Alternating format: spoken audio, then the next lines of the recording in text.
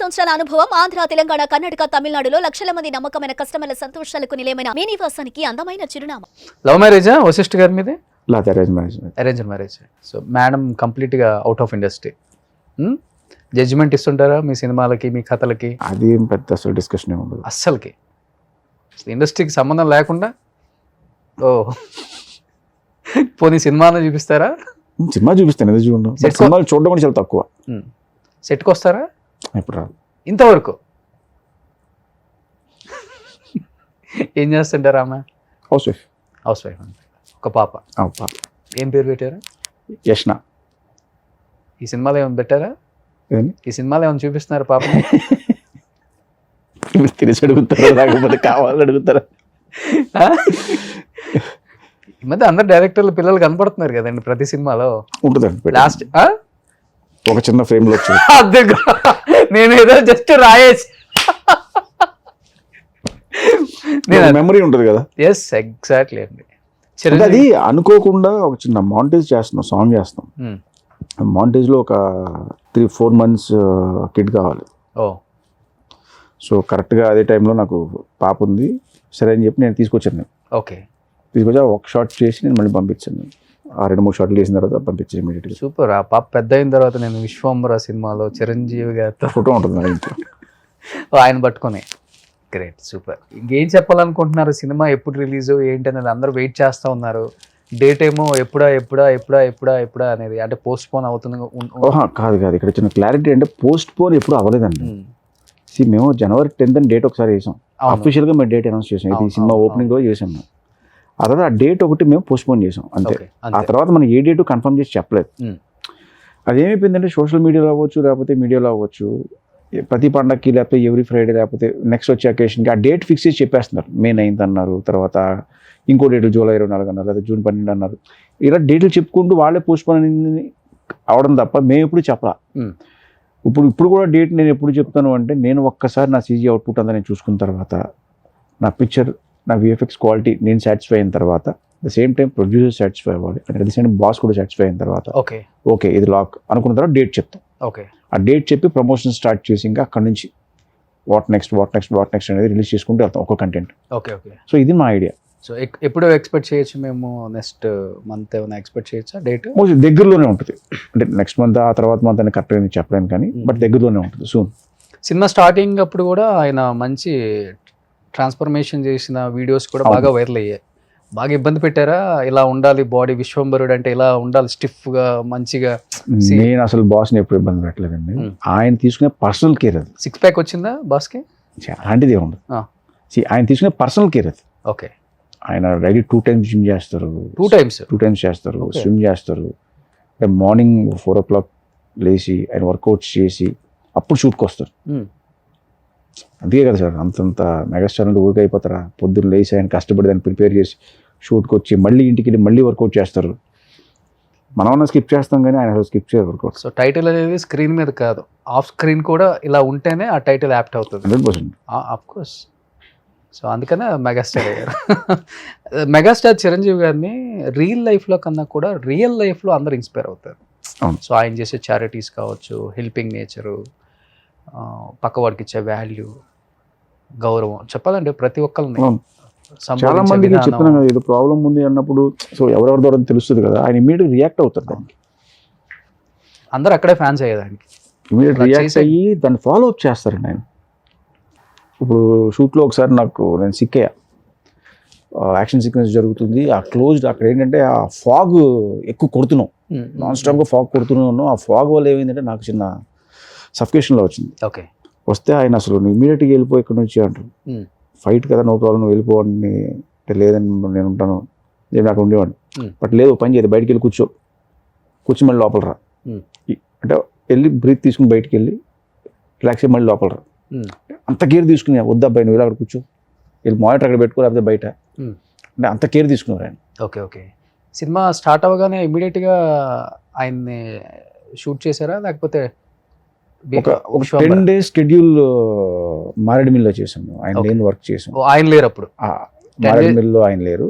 ఆ వర్క్ చేసి వచ్చిన తర్వాత ఇంకా స్టార్టింగ్ ఆయనతో మొదలు పెట్టాం. సో ఆ 10 days చేస్తున్నామనే కానీ ఆయనతో ఎప్పుడు చేస్తున్నాం అన్నదే ఎక్కువ ఫస్ట్ టెన్షన్ ఉంటుంది ఫస్ట్, ఇది ఓకే చేస్తున్నాం జరుగుతుంది, Okay. ఇది పెద్ద టెన్షన్ కాదు. ఇప్పుడు ఆయనతో వచ్చినప్పుడు ఏం చేయాలి, ఎలా రియాక్ట్ అవ్వాలి అసలు మనకు తెలియదు. ఫస్ట్ టైం చేస్తున్నాం చిరంజీవి గారితో, ఎలా ఉంటారు సెట్లో, ఓకే.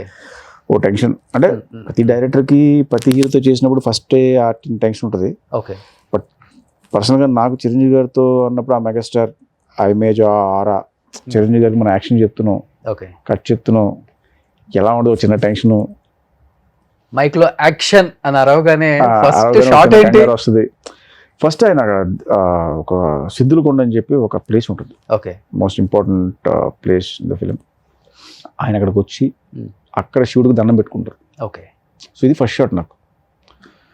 సో వెళ్ళి ఆయన రాగానే చిన్న టెన్షన్, అబ్బా నువ్వు టెన్షన్ పడకపోయి కూల్గా ఉండు అన్నావు. ఆయన కూల్ చేసి నువ్వు వెళ్ళిపో, మాట తిరిగి వెళ్ళిపో ఫస్ట్, నువ్వు అడిగి ఏం చేయాలో చెప్పావు కదా, నువ్వు వెళ్ళిపో అక్కడికి అన్నారు. అక్కడ కూర్చున్నా, యాక్షన్ చెప్పి ఆయన దండం పెట్టుకున్నారు, అయిపోయింది. వెంటనే ఫోటో తీసుకొస్తారు, ఫస్ట్ షాట్ ఫోటో సరిగ్గా కావాలని చెప్పి. ఓకే. ఆయన ప్రతి సినిమాలో ఒక ఊత పదం ఉంటుంది కదా, అవును. కొంచెం face left turnings right turnings, అట్లా ఈ సినిమాలో ఏమైనా ఉందా అంటే? అంటే ఒకటేనే ఉండదండి, సిచ్యువేషన్ బట్టి ఆయన కౌంటర్స్ పడుతుంది. ఓకే. ఒకదానికి ఫిక్స్ అవ్వాలి, ఈ సినిమాలో ఫిక్స్ అవ్వాలి. ఓకే. ఒక 2-3 ఉత్పదాలు ఉంటాయి, అవి అంటే సిచ్యువేషన్ బట్టి అవి పడుతుంటాయి కౌంటర్స్. సో విశ్వంబర రిలీజ్ అయిపోయింది, పెద్ద హిట్ అయిపోయింది. నెక్స్ట్ డేట్లు దొరకవు, 50 కోట్ల క్లబ్లో చేరిపోతారు డైరెక్టర్ గారు కూడా. సినిమా ఎవరితో ఆ లీక్స్ అన్న ఇచ్చిపోతారా? మీరు అన్నయ్య నిజమైపోతే బాగుండు అనుకుంటున్నాను మనస్ఫూర్తిగాని, ఆ వాళ్ళు కోరుకుంటున్నాను. సో నెక్స్ట్ ఓకే అయిన తర్వాత వచ్చి మిగతా విషయాలు చెప్తాను. సో నెక్స్ట్ ఇంకా ఏమనుకోవాలా? విశ్వంబర అయ్యేదాకా వేరే థాట్ లేదు. ఓకే. అంటే 100% నా ఎఫర్ట్స్ అన్ని ఈ సినిమా మీద కంప్లీట్ అయ్యి బ్లాక్ బస్టర్ కొట్టి అది ఎంజాయ్ చేసి ఒక 1 month అన్న దాన్ని ఎంజాయ్ చేసి ఓకే. నార్మల్ అయిన తర్వాత మళ్ళీ ఇంకో కథ. సూపర్. వశిష్ఠ గారు, మీ నాన్న చాలా డిఫరెంట్గా పెట్టారు వశిష్ఠ అని, ఇండస్ట్రీలో ఎవరు లేరు.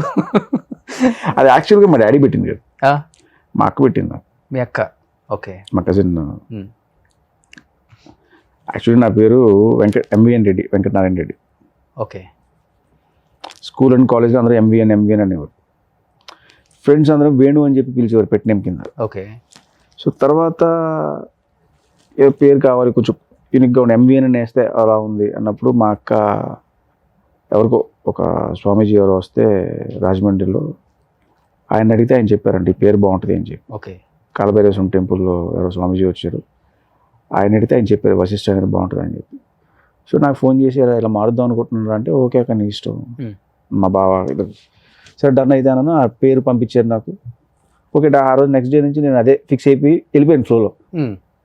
ఇప్పుడు అది ఒకటి అయిపోయింది. మీ ఆధార్ కార్డు, పాన్ కార్డు అంతా ఇదేనా? ఎస్. అన్ని వశిష్ఠ. ఆధార్ కార్డు ఇంకా మారలేదు యాక్చువల్గా, మారుతుంది. ఆధార్ కార్డు ఎంఏఎన్ రెడ్డి అని ఉంటుంది. అఫీషియల్గా స్క్రీన్ నేమ్ కానీ మిగతా ఏదైనా కూడా వశిష్ఠ అని ఉంటుంది. వశిష్ఠ అని ఉంటుంది. సూపర్. ఎప్పుడైనా కానీ వెంటనే పెద్ద హీరోతో చేస్తున్నారు కాబట్టి ఆ చిన్న చిన్న నెగిటివ్ టాక్ అనేది బయట కామన్. డెఫినెట్గా సినిమా మీద అంటే మీరు మాట్లాడే విధానం చూసినా కానీ, లేకపోతే మీకు ఎంత కాన్ఫిడెంట్ ఉందో ఈ స్టోరీ మీద, చిరంజీవి గారి మీద, డెఫినెట్గా ఈ సినిమా పెద్ద హిట్ కొట్టబోతుంది అనేది మీ మనసుకు తెలుసు, మీ మనస్సాక్షికి తెలుసు, మీరు రాసుకున్న పెన్నుకు తెలుసు. డెఫినెట్గా అన్ని విధాలుగా మీరు ప్రిపేర్ అయ్యి ఉన్నారు, ఎక్కడ కొంచెం కూడా జంగట్లేదండి. డెఫినెట్గా చేసేది కరెక్ట్, మనం కాన్ఫిడెంట్గా ఉన్నప్పుడు జంకాల్సిన అవసరం లేదు. ఎస్. నాకు చిరంజీవి గారి సినిమా చూసి by content wise very strong కొట్టే నువ్వు అన్నారు. ఎంతకన్నా ఏముంటుంది అప్రిషియేషన్. ఆల్రెడీ ప్రూవ్ చేసుకున్నారు. సోషియో ఫ్యాంటసీ వశిష్ఠ తీస్తే ఎలా తీస్తాడు అనేది బింబిసార్తో చూపించేశారు. ఇంకా అంటే ఏ సినిమాకి ఆ సినిమా ఉంటుందండి. ఆఫ్ కోర్స్ ఆ సినిమా చేసాం కాబట్టి ఈ సినిమా అయింది కాబట్టి ఇంకో సినిమా ఉండదు. కానీ ఏ సినిమా కష్టం ఆ సినిమాదే, ఏ సినిమా రిజల్ట్ ఆ సినిమాకి. సో ఈ సినిమా కంప్లీట్ అయిపోయింది, చిరంజీవి గారు చూశారు, ఐఎమ్ వెరీ హ్యాపీ అవుట్పుట్ చూసి. సో దానివల్ల నాకు వచ్చే కాన్ఫిడెన్స్ ఇంకా పెరుగుతుంది. ఓకే. ఎందుకంటే ఆయన జడ్జ్మెంట్, అలాగే కిరవాణి గారు చూశారు ఆర్ఆర్కి వెళ్ళినప్పుడు, ఆయన ఇచ్చిన జడ్జ్మెంట్ కానీ. సో దానివల్ల నాకు స్ట్రాంగ్ కాన్ఫిడెంట్గా ఉన్నాను, నాకు అసలు ఎక్కడ డౌట్ లేదు నాకు సినిమా. ఓకే. సినిమాలో సాంగ్ బాగా ఇప్పుడు ఒకటైతే శ్రీరాముడిది ఒకటి రిలీజ్ అయింది, నేను చూశాను, చాలా అద్భుతంగా ఉంది. మీకు నచ్చిన సాంగ్ ఎస్పెషల్ ఏదో ఉంటుంది కదా?